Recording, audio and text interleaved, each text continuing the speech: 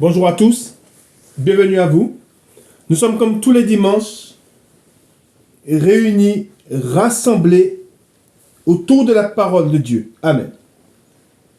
Dieu Tout-Puissant, au nom de ton Fils, notre Seigneur Jésus-Christ. Seigneur Jésus-Christ, Esprit Saint, Esprit Consolateur, nous vous rendons grâce, nous vous louons, nous vous prions, nous vous célébrons et nous vous adorons. Soyez avec nous et avec notre esprit et délivre-nous de tout mal. Amen. Dieu Tout-Puissant, au nom de ton Fils, notre Seigneur Jésus-Christ, nous te prions et nous te demandons de nous pardonner. Pardonnez-nous nos offenses comme nous aussi nous pardonnons à ceux qui nous ont offensés et délivre-nous du malin. Délivre-nous de tout mal, Père éternel, au nom de ton Fils, notre Seigneur Jésus-Christ. Seigneur Jésus-Christ, Maître, toi le Fils unique du Dieu vivant, du Créateur du ciel et de la terre, du Créateur de toutes choses, nous te prions et nous te demandons de nous pardonner. Pardonne-nous nos péchés, comme nous aussi nous pardonnons à ceux qui nous ont offensés, et délivre-nous du malin. Délivre-nous de tout mal, Seigneur Jésus-Christ. Esprit Saint, Esprit Consolateur, fortifie-nous, affermis-nous et restaure-nous, et conduis-nous sur la voie droite qui mène jusqu'à notre Seigneur Jésus-Christ et jusqu'au Dieu le Père. Amen. Nous allons maintenant faire la prière que notre Seigneur Jésus-Christ, notre Maître, nous a enseigné, et nous disons, Notre Père qui es aux cieux, que ton nom soit sanctifié, que ton règne vienne, que ta volonté soit faite sur la terre comme au ciel. Donne-nous aujourd'hui notre pain quotidien. Pardonne-nous nos offenses, comme nous aussi nous pardonnons à ceux qui nous ont offensés, et ne nous induis pas en tentation, mais délivre-nous du malin, car c'est à toi qu'appartiennent dans tous les siècles le règne, la puissance et la gloire. Amen. Nous allons faire la lecture du psaume 92. Psaume cantique pour le jour du sabbat. Il est beau de louer l'Éternel et de célébrer ton nom, ô Très-Haut, d'annoncer le matin ta bonté et ta fidélité pendant les nuits, sur l'instrument à 10 cordes et sur le luth, au son de la harpe. Tu me réjouis par tes œuvres, ô Éternel, et je chante avec allégresse l'ouvrage de tes mains. Que tes œuvres sont grandes, ô Éternel, que tes pensées sont profondes. L'homme stupide n'y connaît rien, et l'insensé n'y prend point garde. Si les méchants croissent comme l'herbe, si tous ceux qui font le mal fleurissent, c'est pour être détruits à jamais. Mais toi, tu es le Très-Haut, à perpétuité, ô Éternel. Car voici tes ennemis, ô Éternel. Car voici tes ennemis périssent. Tous ceux qui font le mal sont dispersés. Tu me donnes la force du buffle. Je suis arrosé avec une huile fraîche. Mon œil se plaît à contempler mes ennemis, et mon oreille à entendre mes méchants adversaires. Les justes croissent comme le palmier, ils s'élèvent comme le cèdre du Liban, plantés dans la maison de l'Éternel. Ils prospèrent dans les parvis de notre Dieu. Ils portent encore des fruits dans la vieillesse. Ils sont pleins de sève et verdoyants, pour faire connaître que l'Éternel est juste. Il est mon rocher, et il n'y a point en lui d'iniquité. Amen. Je reviens sur le verset 7, où il est écrit « L'homme stupide n'y connaît rien, et l'insensé n'y prend point garde. » Alors, avant de commencer la parole du jour, nous allons entamer la deuxième partie. J'ai une pensée pour Israël, et nos prières doivent aller pour le peuple d'Israël. Les prières vont pour le peuple d'Israël. Et le monde est bouleversé par ce qui se passe actuellement en Israël et je dirais ce qui se passe aussi chez leurs voisins. Mais nous savons que, comme la parole de Dieu nous enseigne, aucun malheur n'arrive sans que Dieu ne l'ait permis. Et je vous ai dit, l'homme stupide n'y connaît rien, et l'insensé n'y prend point garde. Au psaume 94, il est écrit au verset 15, « Car le jugement sera conforme à la justice. Et tous ceux dont le cœur est droit l'approuveront. Amen. Nous approuverons le jugement de Dieu. Nous savons que le jugement de Dieu a commencé. Et la parole de Dieu s'accomplit. Nous savons que rien n'arrive sans que Dieu ne l'ait permis. Et nous qui sommes enseignés par Dieu, pour tous ceux qui sont enseignés par Dieu, qui vont à la parole de Dieu, nous savons que la parole de Dieu doit s'accomplir. Et nous ne sommes pas surpris de tout ce qu'on entend dans le monde actuellement, de tout ce qui se passe aux quatre coins du monde. Nous ne sommes pas surpris. Actuellement, le monde est en ébullition. Le monde entier, toute la planète entière, les éléments, jusqu'aux hommes, tout est en ébullition. Et pour nous, cela a une signification. Le Seigneur nous dit, quand vous verrez ces choses, redressez-vous, car votre délivrance est proche. Et nous devons nous empresser pour accomplir, pour faire la volonté de Dieu. Car nous savons que seuls ceux qui font la volonté de Dieu, seuls ceux-là seront sauvés.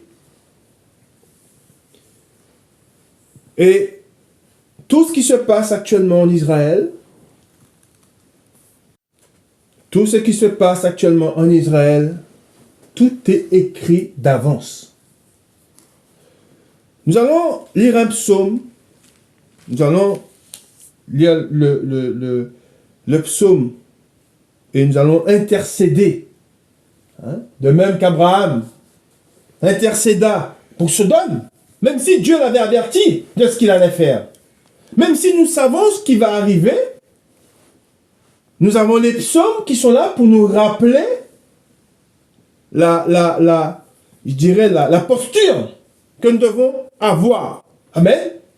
Ce n'est pas se détourner, celui qui se détourne de ce qui se passe en Israël, se détourne de ce qui doit arriver. Alors nous savons que nous devons avoir les regards fixés sur Dieu et sur sa parole. Nous allons faire la lecture du psaume 79. Amen.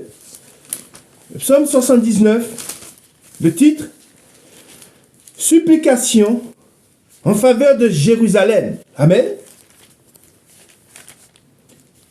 Psaume d'Asaph. Ô Dieu, les nations ont envahi ton héritage. Elles ont profané ton saint temple. Elles ont fait de Jérusalem un monceau de pierre. Elles ont livré les cadavres de tes serviteurs en pâture aux oiseaux du ciel, la chair de tes fidèles aux bêtes de la terre. Elles ont versé leur sang comme de l'eau tout autour de Jérusalem. Et il n'y a eu personne pour les enterrer. Nous sommes devenus un objet d'opprobre pour nos voisins, de moquerie et de risée pour ceux qui nous entourent. Amen. Jusqu'à quand, Éternel, t'irriteras-tu sans cesse? Et ta colère s'embrasera-t-elle comme le feu?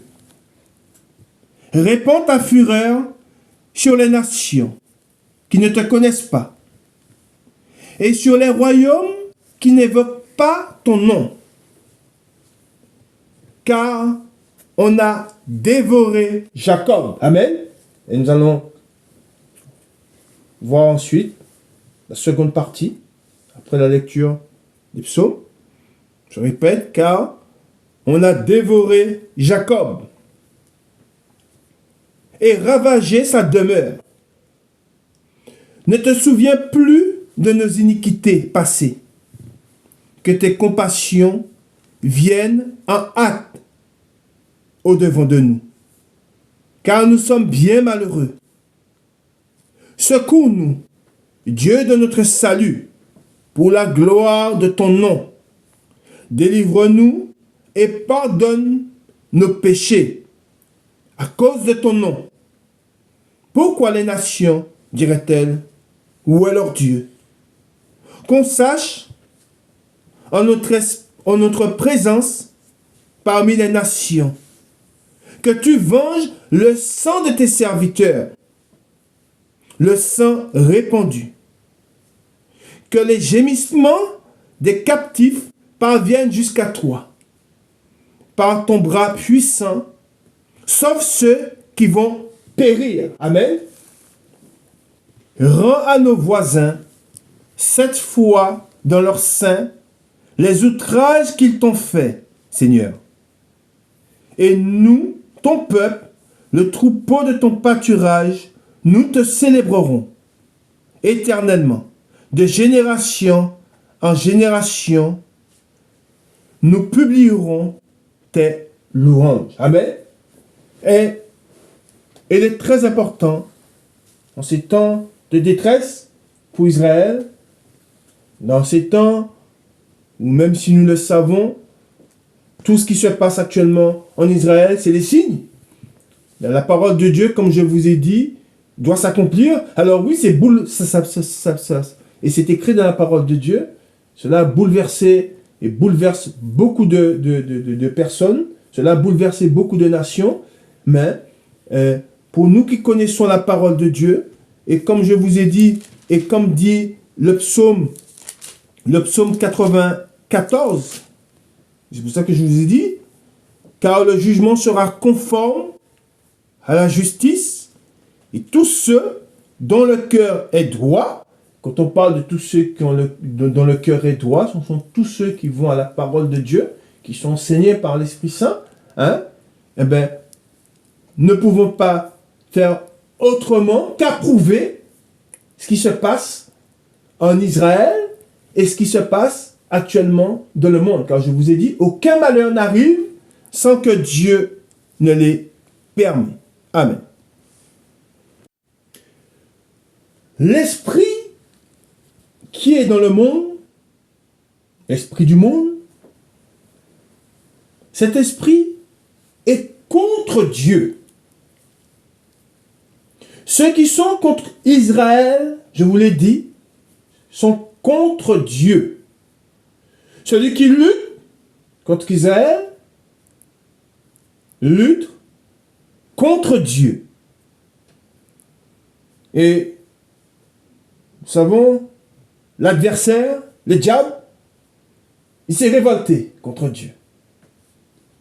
Et les nations qui se sont unies et qui se sont révoltées contre le roi de Dieu, contre Jésus-Christ, ah ben, ce même esprit qui s'est révolté, qui se révolte contre Dieu et qui se révolte aussi contre les saints, ceux qui appartiennent à Jésus-Christ, ceux qui sont nés de Dieu, eh bien, c'est ce même esprit qui veut faire la guerre.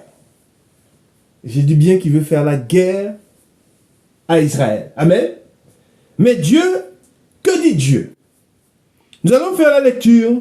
Et comme je vous ai dit, avant de commencer, nous allons nous tourner vers Israël et voir ce que Dieu nous dit à travers sa parole. Nous allons aller au psaume 83. Et je vous ai dit, tout est écrit. Nous devons aller à la connaissance. Et nous devons aller à l'enseignement pour ne pas être surpris de ce qui se passe. Et pour ne pas se laisser prendre, comme beaucoup se font prendre, par l'esprit qui est dans le monde. Le prince de ce monde, celui qui s'est révolté contre Dieu, beaucoup sont pris parce qu'ils ne sont pas enseignés, Ils sont pris et ils disent ce qu'ils ne savent pas. Ils parlent de choses qu'ils ne connaissent pas. Pourquoi? Parce qu'ils n'ont pas été à l'enseignement. Amen. Nous allons faire la lecture du psaume 83. Prière d'imprécation contre les ennemis d'Israël. Cantique, psaume d'Asaph. Dieu, ô Dieu, ne reste pas dans le silence. Ne te tais pas et ne te repose pas, ô Dieu. Car voici tes ennemis s'agitent. Ceux qui te haïssent lèvent la tête. Ils forment contre ton peuple des projets pleins de ruses. Amen. Et c'est pour cela que je vous ai dit que ceux qui s'en prennent à Israël, s'en prennent à Dieu. Hein? Elle dit, car voici tes ennemis. Amen. S'agitent. Ceux qui te haïssent lèvent la tête. Ensuite, il dit, ils forment contre ton peuple des projets pleins de ruses. Et ils délibèrent contre ceux que tu protèges. Amen. Venez, disent-ils, exterminons-les du milieu des nations. Amen. Je répète, venez, disent-ils, exterminons-les du milieu des nations. Et ils ont pour projet, ceux qui sont ennemis de Dieu, ils ont pour projet, et on entend, d'exterminer. Hein? Ils ont pour projet d'exterminer Israël du milieu des nations. Et quand on parle, je vous l'ai dit, quand on parle d'une nation, on parle d'une terre. Toute nation est rattachée à une terre. Et Israël était rattaché à une terre. Amen. Et nous allons voir ce que Dieu a dit à Abraham. Amen. Abraham, hein, à qui Dieu a parlé et Dieu lui a annoncé. Hein. Alors, d'Abraham est sortie une nation, hein, mais Dieu avait parlé d'une terre à Abraham. Et nous allons le voir dans la parole de Dieu. Et il dit, venez, disent-ils, exterminons-les du milieu des nations. Par là, nous connaissons leur projet. Amen. Ils ont pour projet d'exterminer Israël du milieu des nations. Amen. Et qu'on ne se souvienne plus du nom d'Israël. Amen. Voilà ce que dit l'Esprit du monde. Amen. Ils se concertent tous de même cœur. Amen. On voit qu'ils se concertent tous de même cœur, de même qu'ils se sont ligués contre l'Éternel et contre son oint. Amen. Et c'est le même esprit. Amen. Ensuite, il dit, ils font une alliance contre toi. Les tentes d'Édom et les Ismaélites, Moab et les Agaréniens, Gibal, Ammon, Amalek, les Philistins avec les habitants de Tyr. La Syrie aussi se joint à eux. Elle prête son bras aux enfants de Lot. Pause. Traite-les comme Madian, comme Sisera, comme Jabin au torrent de Kizon. Ils ont été détruits en dehors. Ils sont devenus du fumier pour la terre. Amen. Ensuite, il dit, traite leurs chefs comme Orem et Zeb, et tous leurs princes comme Zébat et Salmuna. Car ils disent, emparons-nous des demeures de Dieu. Mon Dieu, rends-les semblables au tourbillon, aux chaumes qu'emporte le vent, au feu qui brûle la forêt, à la flamme qui embrase les montagnes. Poursuis-les ainsi de ta tempête et fais-les trembler par ton ouragan. Couvre leur face d'ignominie afin qu'ils cherchent ton nom, ô Éternel. Qu'ils soient confus et épouvantés pour toujours. Qu'ils soient honteux et qu'ils périssent.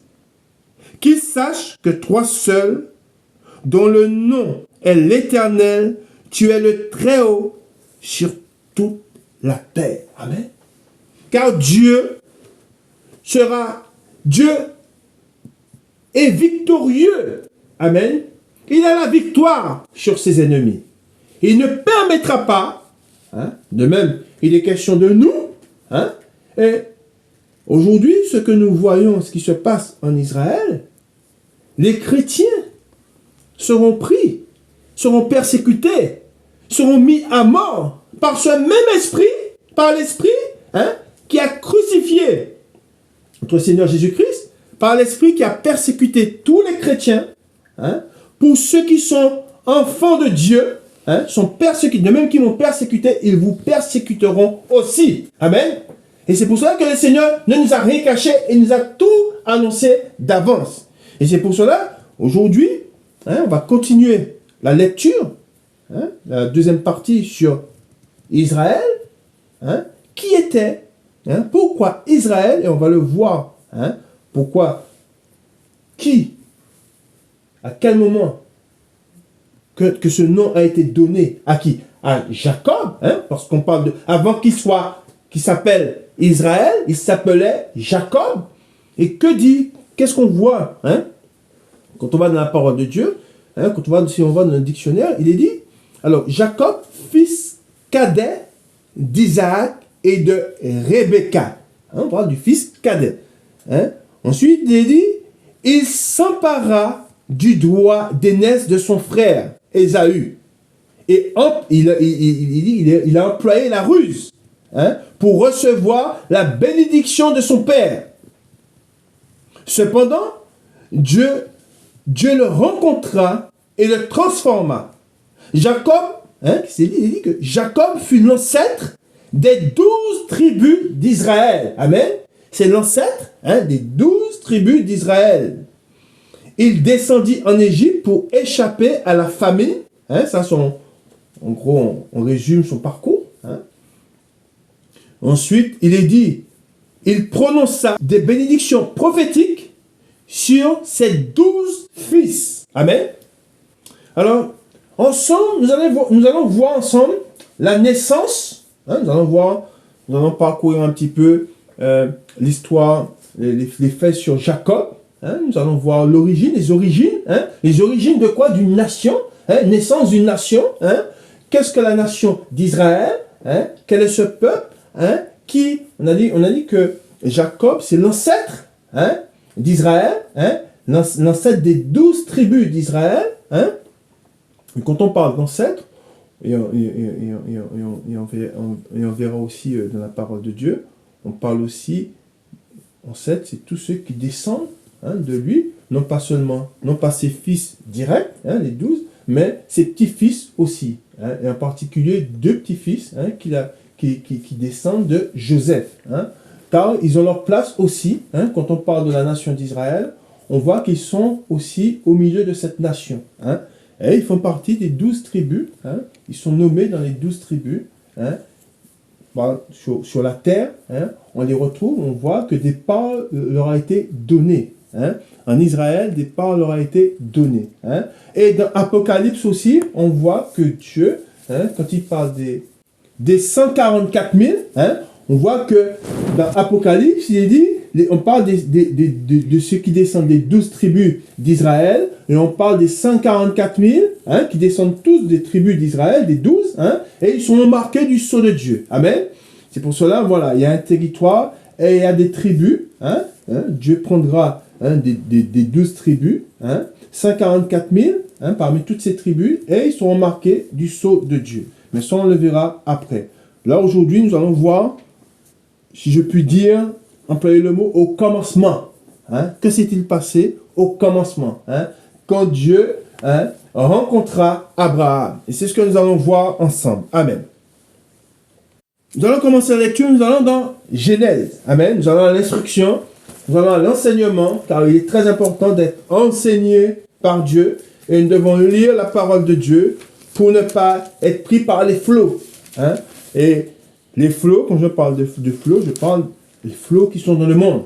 Tout ce qu'on entend qui vient du monde, toutes les hérésies, tout le mensonge qui vient du monde. Nous savons que la vérité n'est pas dans le monde, mais la vérité se trouve dans la parole de Dieu. Et nous allons dans Genèse au chapitre 12. Amen. Genèse au chapitre 12. Alors, le titre, c'est Vocation d'Abraham, son arrivée au pays de Canaan. L'Éternel dit à Abraham, va-t'en de ton pays, de ta patrie et de la maison de ton père, dans le pays que je te montrerai. Amen. Et là, on voit que Dieu lui parle d'un pays. Il dit, le pays que je te montrerai. Hein? Ensuite, il est dit, je ferai de toi une grande nation, et je te bénirai. Je rendrai ton nom grand, et tu seras une source de bénédiction. Je bénirai ceux qui te béniront, et je maudirai ceux qui te maudiront. Et toutes les familles de la terre seront bénies en toi. Abraham partit comme l'Éternel le lui avait dit. Et Lot partit avec lui. Abraham était âgé de 75 ans lorsqu'il sortit de Charan. Abraham prit Sarai, sa femme, et Lot, fils de son frère, avec tous les biens qu'il possédait, et les serviteurs qu'il avait acquis à Charan. Ils partirent pour aller dans le pays de Canaan. Amen. Et ils arrivèrent au pays de Canaan. Abraham parcourut le pays jusqu'au lieu nommé Sichem, jusqu'aux chênes de Morée. Les Cananéens étaient alors dans le pays. L'Éternel apparut. On sait d'où l'importance de l'instruction, pour voir, pour comprendre. Il dit, l'Éternel apparut à Abraham et dit, c'est l'Éternel qui parle. Amen. C'est le Dieu. Et il dit, et au commencement, Dieu créa les cieux et la terre. Amen. Dieu fait ce qu'il veut. Amen. Il donne à qui il veut. Amen. Il prend à un et il redonne. Amen. Il fait ce qu'il veut. Et l'Éternel apparut à Abraham et dit, je donnerai ce pays à ta postérité. Et Abraham bâtit là un autel à l'Éternel qui lui était apparu. Il se transporta de là vers la montagne à l'orient de Béthel. Et il dressa ses tentes, ayant Béthel à l'occident et Haï à l'orient. Il bâtit encore là un autel à l'Éternel et il invoqua le nom de l'Éternel. Abraham continua ses marches en s'avançant vers le midi. Amen. Voilà ce que nous pouvons lire quand Dieu apparut à Abraham et ce que Dieu lui dit. Amen. Ensuite, là il est question, Dieu lui parle de quoi? D'un territoire. Amen. C'est pour cela qu'il est très important de comprendre comment tout cela a commencé. Et c'est pour cela qu'il est très important, je vous le redis, n'écoutez pas ce qui se dit dans le monde, mais vous devez aller à l'instruction et lire la vérité. Amen. Afin que vous ayez la droiture dans le cœur. Amen. Nous continuons et nous allons lire maintenant. Nous allons continuer, nous allons faire la deuxième lecture.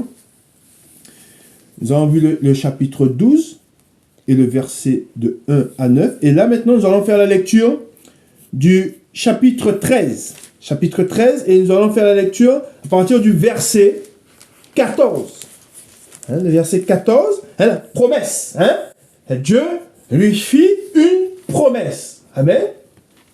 De même que Dieu nous a fait une promesse. Et nous espérons en sa promesse. Et nous savons que notre Dieu est un Dieu de vérité. Amen. Dieu n'est pas un homme pour mentir, hein? Mais la vérité est en lui. Nous devons être attachés, hein, à ce que Dieu nous a dit, car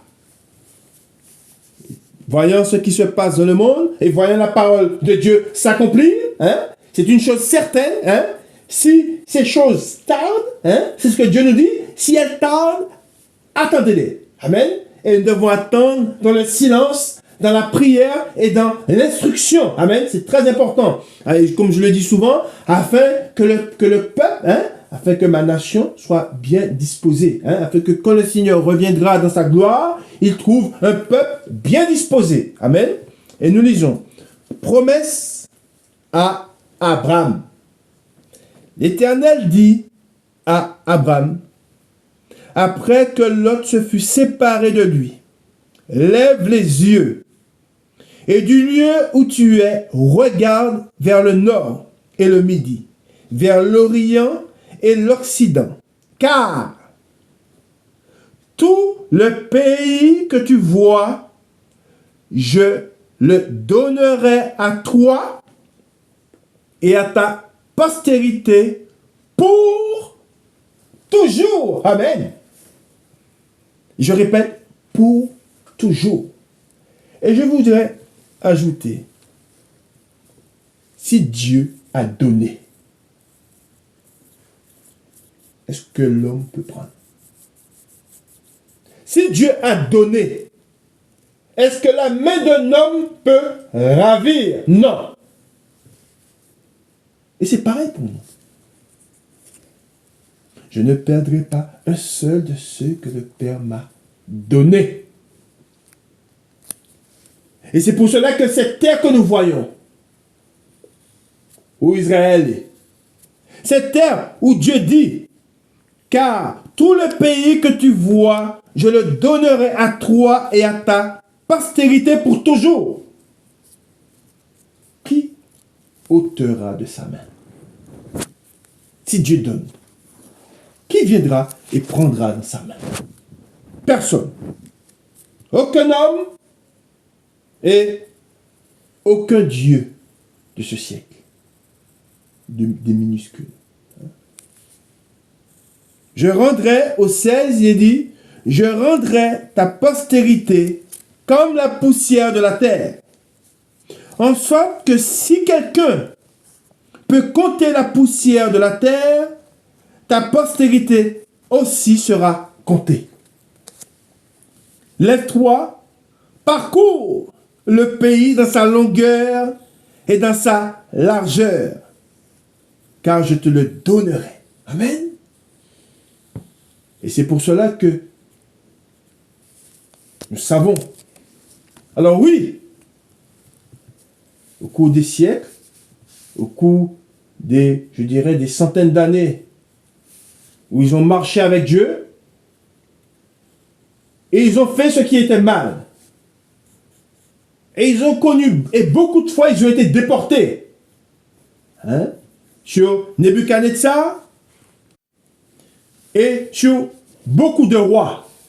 Beaucoup de rois, hein, ont été, hein, et ont fait la guerre à Israël, et ils ont été battus. Hein? Mais c'est Dieu a permis, hein, car Dieu châtie celui qui l'aime. Amen. Et nous savons que tout ce qui se passe aujourd'hui en Israël, hein, c'est parce que Dieu, hein, permet toutes ces choses. Amen. Alors je redis le 17. Lève-toi, parcours le pays dans sa longueur et dans sa largeur, car je te le donnerai. Abraham leva ses tentes et vint habiter parmi les chênes de Mamré, qui sont près d'Hébron. Et il bâtit là un autel à l'Éternel. Amen. Et c'est pour cela que, je vous répète, hein, Dieu fit, hein, c'est une promesse, hein, Dieu fit cette promesse à lui, hein, et à ses descendants, hein, à ceux qui viendront après lui. Et c'est pour cela qu'aujourd'hui, là où ils sont, là où est Israël, il n'y a pas à discuter. Il n'y a pas à remettre en question, à dire non, qu'ils ne sont pas chez eux. Hein. Alors oui, quand ils sont arrivés, hein, et il y avait une nation. Mais, je dirais, si vous regardez l'histoire des nations, aucune nation n'est arrivée sur une terre, je dirais, où elle n'était pas habitée. Hein? Et est-ce que la terre, hein, je dirais, je prends un exemple, on parle des Américains, aux États-Unis, quand les Européens sont arrivés sur le continent américain, hein, et ils ont trouvé qui? Ils ont trouvé les Indiens. Hein? Est-ce qu'aujourd'hui, hein, on remet en question, hein, la nation américaine en disant que oui, que ce n'est pas leur terre? Parce qu'il y avait déjà une... Parce qu'il y avait... Non, c'est la nation américaine qui est là-bas.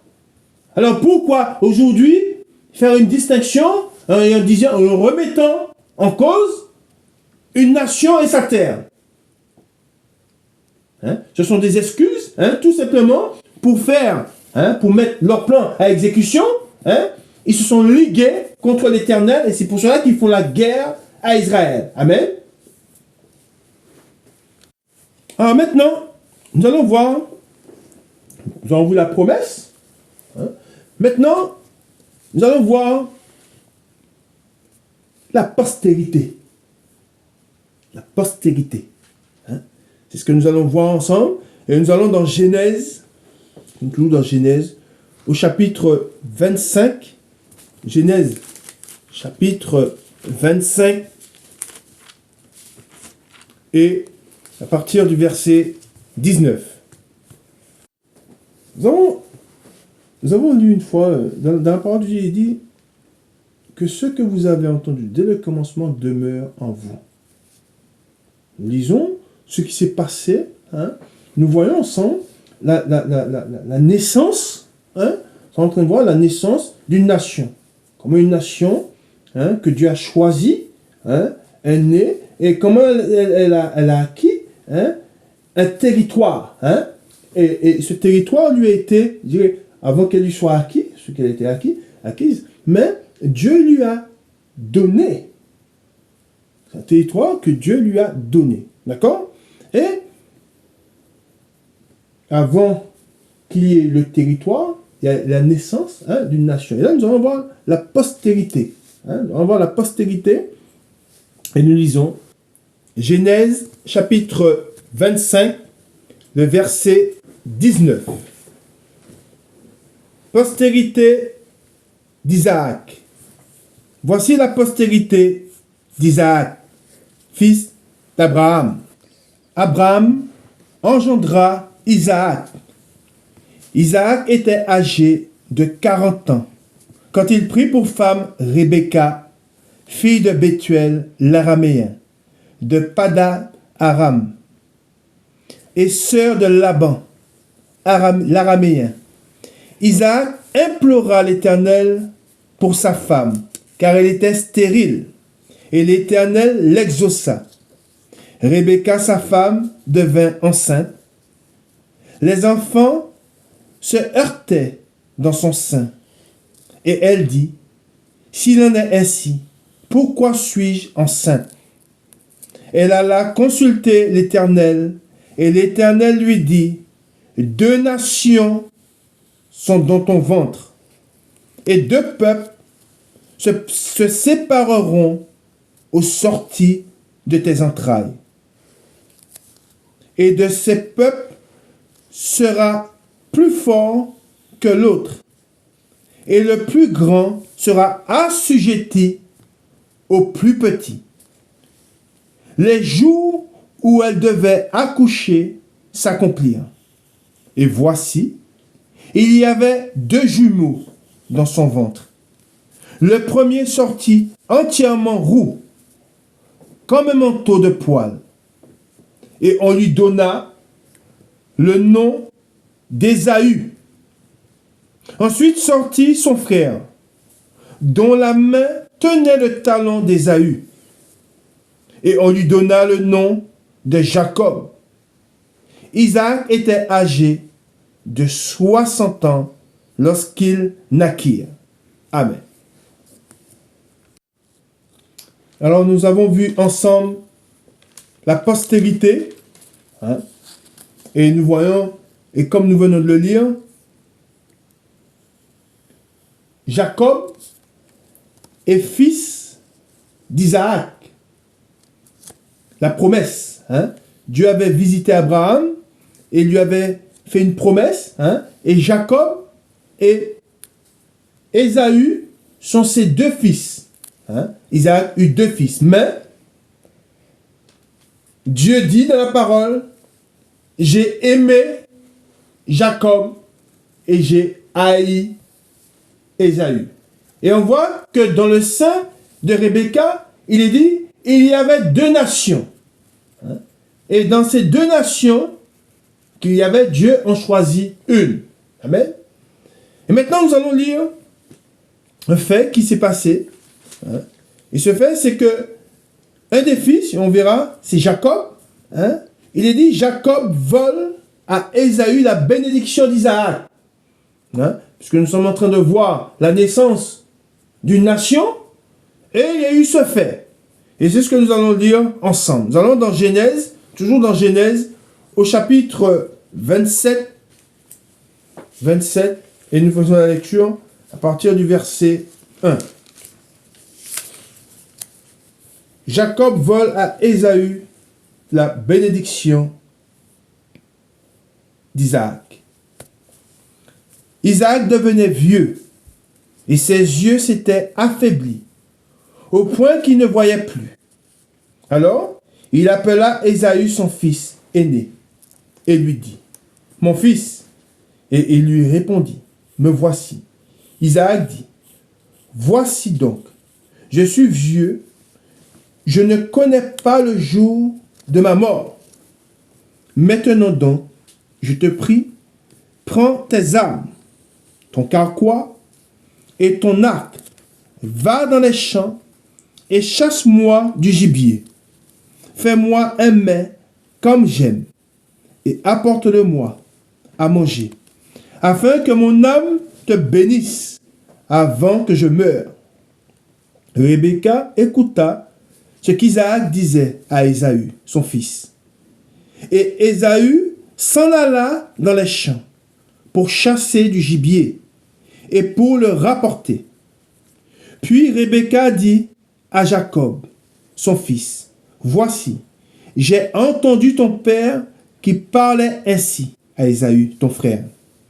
Apporte-moi du gibier et fais-moi un mets que je mangerai, et je te bénirai devant l'Éternel avant ma mort.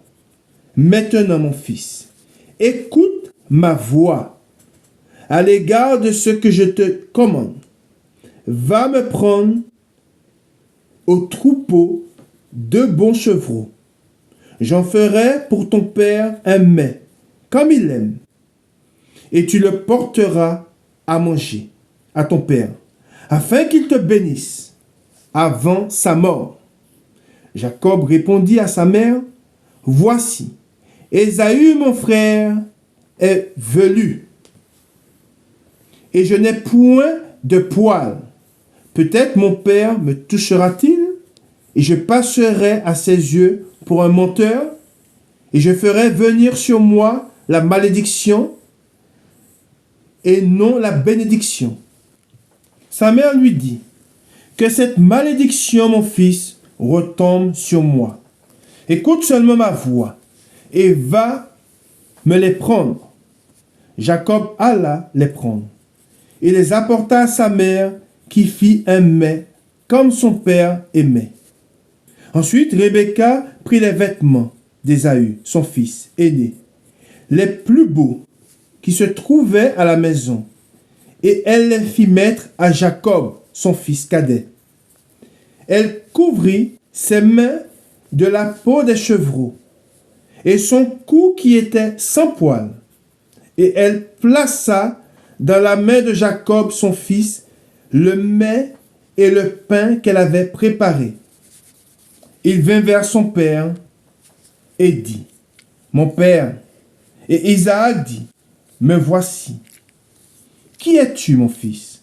Jacob répondit à son père, « Je suis Ésaü, ton fils aîné.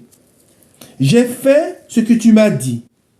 Lève-toi, je te prie, assieds-toi et mange de mon gibier, afin que ton âme me bénisse. Isaac dit à son fils, et quoi? Tu as déjà trouvé, mon fils?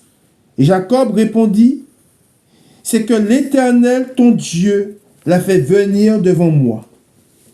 Isaac dit à Jacob, approche donc et que je te touche, mon fils, pour savoir si tu es mon fils Ésaü ou non. Jacob s'approcha d'Isaac, son père, qui le toucha et dit, la voix est la voix de Jacob, mais les mains sont les mains d'Ésaü. Il ne le reconnut pas, parce que ses mains étaient velues, comme les mains d'Ésaü, son frère. Et il le bénit. Il dit, c'est toi qui es mon fils Ésaü. Et Jacob répondit, c'est moi. Isaac dit, sers-moi et que je mange du gibier de mon fils, afin que mon âme te bénisse. Jacob le servit, et il mangea. Il lui apporta aussi du vin, et il but. Alors Isaac, son père, lui dit, approche donc, et baise-moi, mon fils. Jacob s'approcha, et le baisa. Isaac sentit l'odeur de ses vêtements. Puis il le bénit, et dit, voici l'odeur de mon fils, est comme l'odeur d'un champ que l'Éternel a béni. Que Dieu te donne de la rosée du ciel et de la graisse de la terre, du blé et du vin en abondance. Que des peuples te soient soumis et que des nations se prosternent devant toi. Sois le maître de tes frères et que les fils de ta mère se prosternent devant toi. Maudit soit quiconque te maudira, et béni soit quiconque te bénira. Isaac avait fini de bénir Jacob, et Jacob avait à peine quitté son père, Isaac, qu'Ésaü, son frère, revint de la chasse. Il fit aussi un mets qu'il porta à son père, et il dit à son père, que mon père se lève et mange du gibier de son fils, afin que ton âme me bénisse. Isaac, son père, lui dit, qui es-tu? Et il répondit, je suis ton fils aîné, Ésaü. Isaac fut saisi d'une violente émotion. Et il dit, qui est donc celui qui a chassé du gibier et me l'a apporté? J'ai mangé de tout avant que tu viennes, et je l'ai béni. Aussi sera-t-il béni. Lorsqu'Ésaü entendit les paroles de son père, il poussa de forts cris, pleins d'amertume, et il dit à son père, bénis-moi aussi mon père. Isaac dit, ton frère est venu avec ruse, et il a enlevé ta bénédiction. Ésaü dit, est-ce que parce qu'on l'a appelé du nom de Jacob, qu'il m'a supplanté 2 fois, il a enlevé mon doigt d'aînesse. Et voici maintenant, il vient d'enlever ma bénédiction. Et il dit, n'as-tu point réservé de bénédiction pour moi? Isaac répondit et dit à Ésaü, voici, je l'ai établi ton maître, et je lui ai donné tous ses frères pour serviteurs. Je l'ai pourvu de blé et de vin. Que puis-je donc faire pour toi, mon fils? Ésaü dit à son père, n'as-tu que cette seule bénédiction, mon père? Bénis-moi aussi, mon père. Et Ésaü éleva la voix et pleura. Isaac, son père, répondit et lui dit, voici, ta demeure sera privée de la graisse de la terre et de la rosée du ciel d'en haut. Tu vivras de ton épée, et tu seras asservi à ton frère. Mais en errant librement çà et là, tu briseras son joug de dessus ton cou. Ésaü conçut de la haine contre Jacob à cause de la bénédiction dont son père l'avait béni. Et Ésaü disait en son cœur, les jours du deuil de mon père vont approcher, et je tuerai Jacob, mon frère. On rapporta à Rebecca les paroles d'Ésaü, son fils aîné. Elle fit alors appeler Jacob, son fils cadet, et elle lui dit, voici, Ésaü, ton frère, veut tirer vengeance de toi en te tuant. Maintenant, mon fils, écoute ma voix. Lève-toi, fuis chez Laban, mon frère, à Charan, et reste auprès de lui quelque temps, jusqu'à ce que la fureur de ton frère s'apaise, jusqu'à ce que la colère de ton frère se détourne de toi, et qu'il oublie ce que tu lui as fait. Alors, je te ferai revenir. Pourquoi serais-je privé de vous deux en un même jour? Rebecca dit à Isaac, je suis dégoûté de la vie à cause des filles de Heth. Si Jacob prend une femme comme celle-ci parmi les filles de Heth, parmi les filles du pays, à quoi me sert la vie? Alors, dans ce que nous venons de lire, nous voyons, c'est un fait très important. Hein? Là, on voit ce que Jacob fit, hein? Comment il a agi. Hein? Et nous avons vu comment il est parti, comment il a quitté sa maison. Hein? Il a quitté sa maison. Pourquoi? Parce que son frère voulait le mettre à mort. Et maintenant, nous allons lire un passage où il est question de la rencontre. Hein? J'ai donné ce titre, la rencontre. Pourquoi la rencontre? Parce que nous allons voir, c'est un moment clé, hein, dans la vie. Hein? Il y a eu deux moments clés. Il y a eu ce moment que nous venons de lire, qui est un moment clé dans la vie de Jacob. Hein? Mais nous allons voir, il y a un deuxième moment clé qui est très important, c'est la rencontre. Et nous allons voir quelle rencontre. Amen. Et nous faisons cette lecture, c'est toujours dans Genèse chapitre 28, et nous faisons la lecture à partir du verset 10.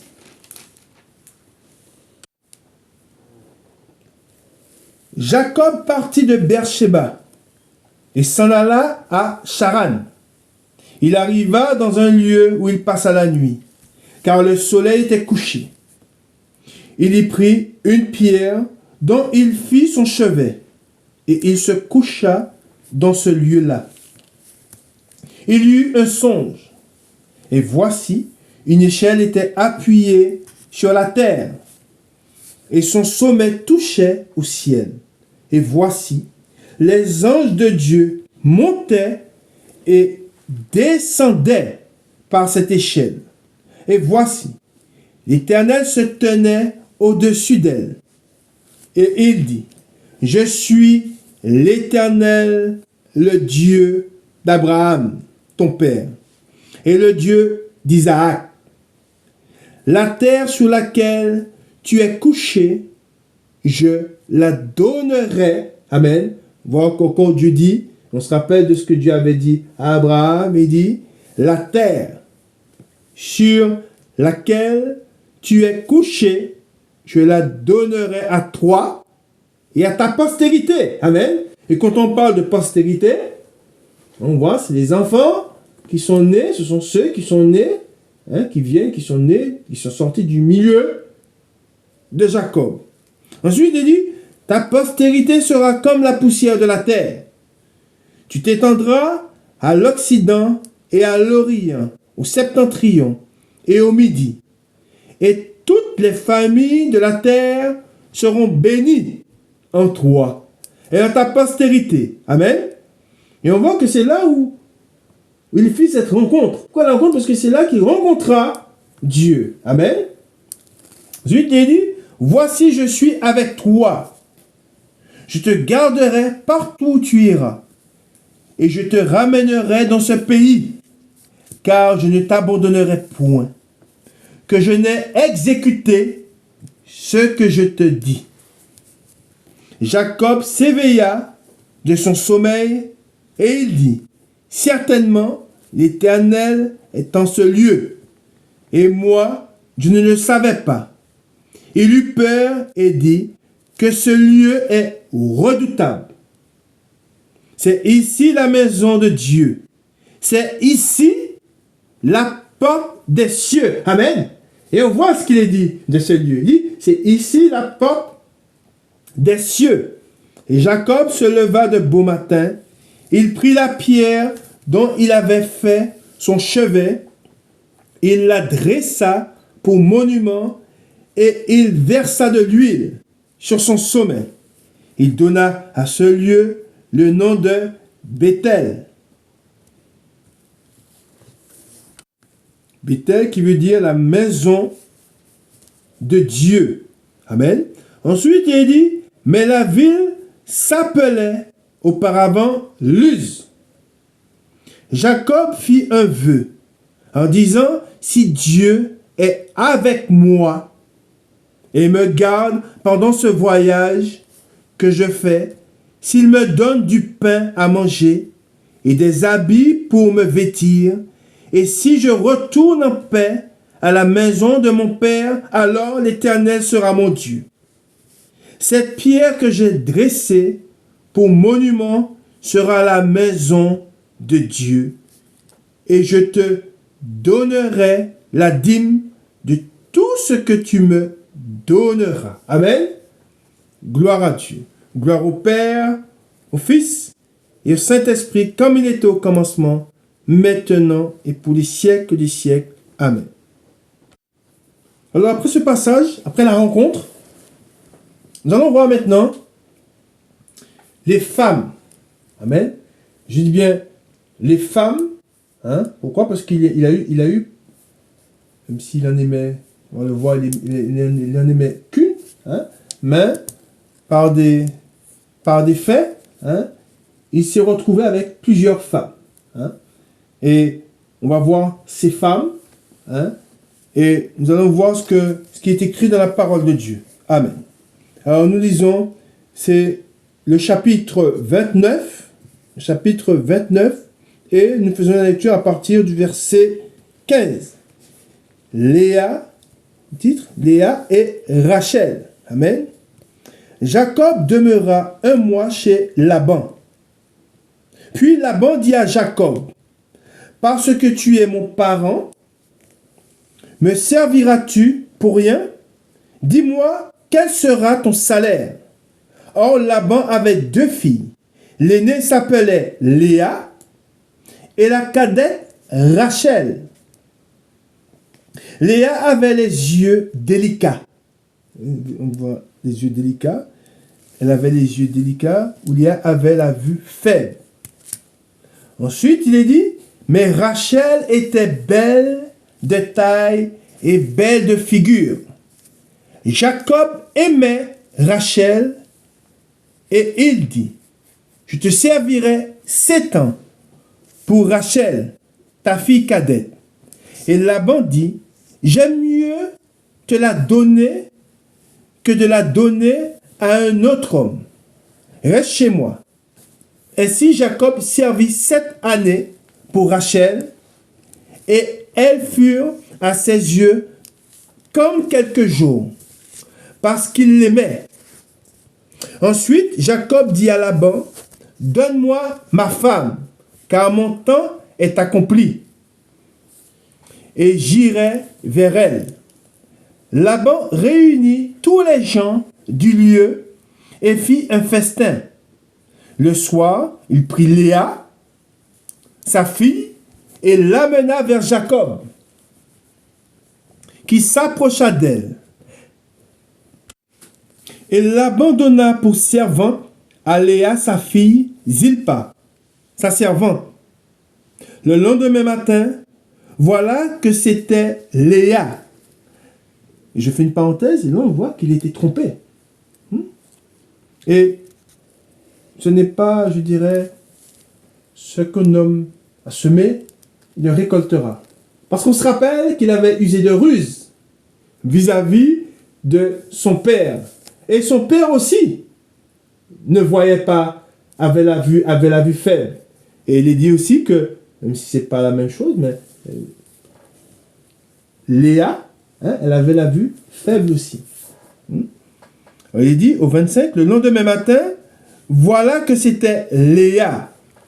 Alors Jacob dit à Laban, qu'est-ce que tu m'as fait?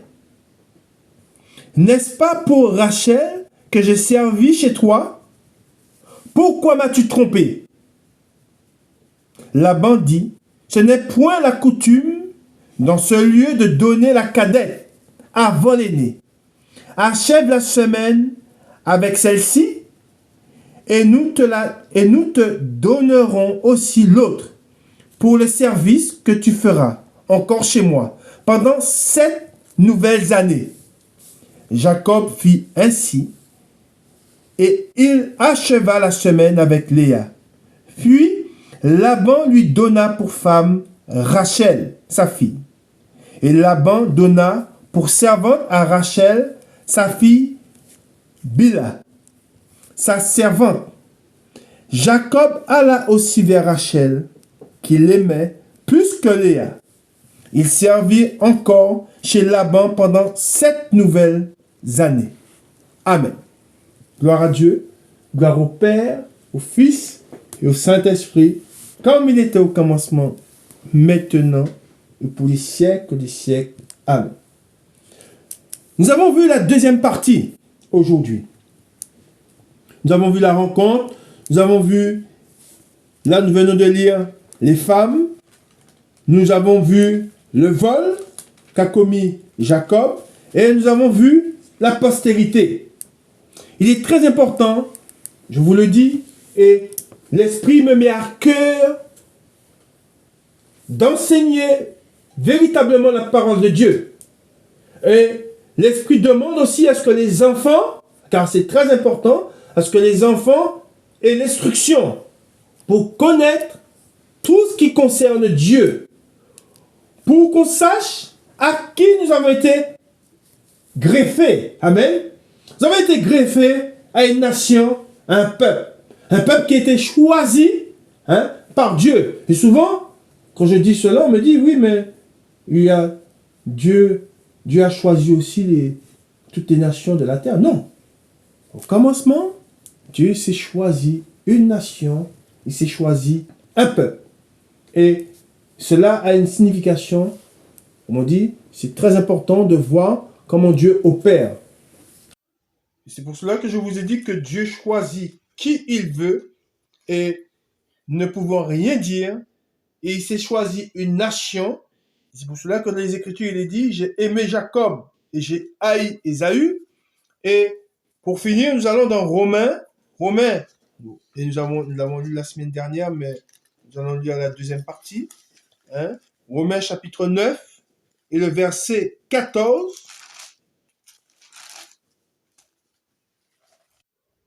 Que dirons-nous donc? Y a-t-il en Dieu de l'injustice? Loin de là. Car il dit à Moïse, je ferai miséricorde à qui je fais miséricorde, et j'aurai compassion de qui j'ai compassion. Ainsi donc, cela ne dépend ni de celui qui veut, ni de celui qui court, mais de Dieu qui fait miséricorde. Car l'Écriture dit à Pharaon, je t'ai suscité à dessein pour montrer en toi ma puissance, afin que mon nom soit publié par toute la terre. Ainsi, il fait miséricorde à qui il veut, et il endurcit qui il veut. Amen. Dieu fait ce qu'il veut, et nous ne devons faire qu'une seule chose, c'est nous humilier. devant lui. Et ne pas nous dresser et ne pas nous révolter. Car tous ceux qui se sont révoltés contre l'Éternel, ils périront. Que le Seigneur vous bénisse et que le Seigneur vous garde. Nous allons voir la troisième partie dimanche prochain, si Dieu le veut. Amen.